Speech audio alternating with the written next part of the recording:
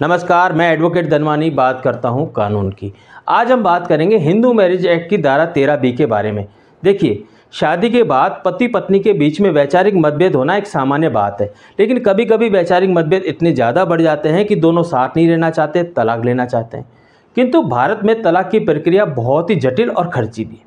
लेकिन अगर पति और पत्नी आपसी सहमति और रजामंदी से यानी म्यूचुअल कंसेंट डाइवोर्स लेना चाहें तो ये प्रक्रिया बहुत आसान और कम खर्चीली है।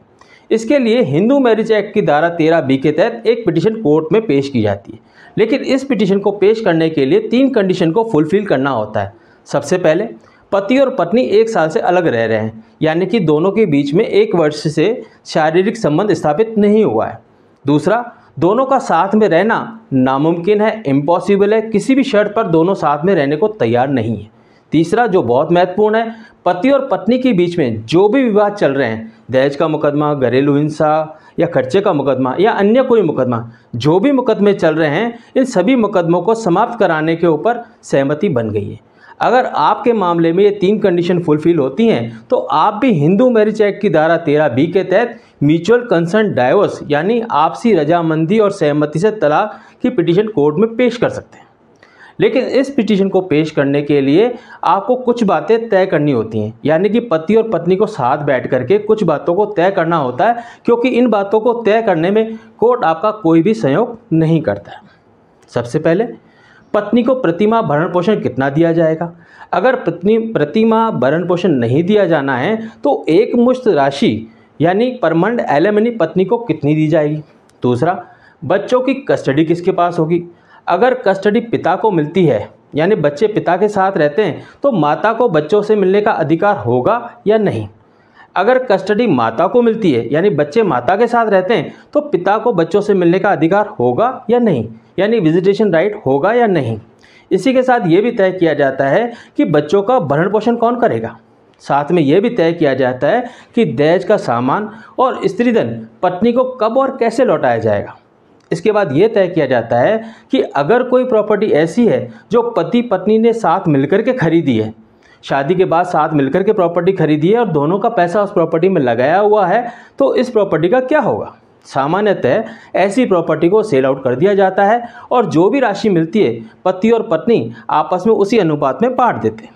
इसके अलावा ये भी तय किया जाता है कि पति और पत्नी के बीच में जो भी मुकदमे चल रहे हैं, चाहे दहेज का मुकदमा हो, घरेलू हिंसा हो, भरण पोषण का मुकदमा हो या अन्य कोई मुकदमा हो, इन मुकदमों को कोर्ट में कैसे समाप्त किया जाएगा। राजीनामे के जरिए समाप्त किया जाएगा या नॉट प्रेस की अर्जी लगाई जाएगी। ये सारी बातें तय होने के बाद इन्हें मूर्त रूप देने के लिए 500 रुपये के नॉन जुडिशियल स्टैम्प पर एक एग्रीमेंट बनाया जाता है। इस एग्रीमेंट में सारी टर्म्स एंड कंडीशन को लिख दिया जाता है, पति और पत्नी दोनों उस पर हस्ताक्षर करते हैं और उसे नोटरी भी कराया जाता है। इसी एग्रीमेंट के साथ साथ हिंदू मैरिज एक्ट की धारा 13B के तहत एक पिटीशन बनाई जाती है। इस पिटीशन पर पति और पत्नी दोनों के हस्ताक्षर होते हैं। पति और पत्नी की तरफ से एक एफिडेविट पेश किया जाता है और कुछ दस्तावेज पेश करने होते हैं जो अति आवश्यक होते हैं।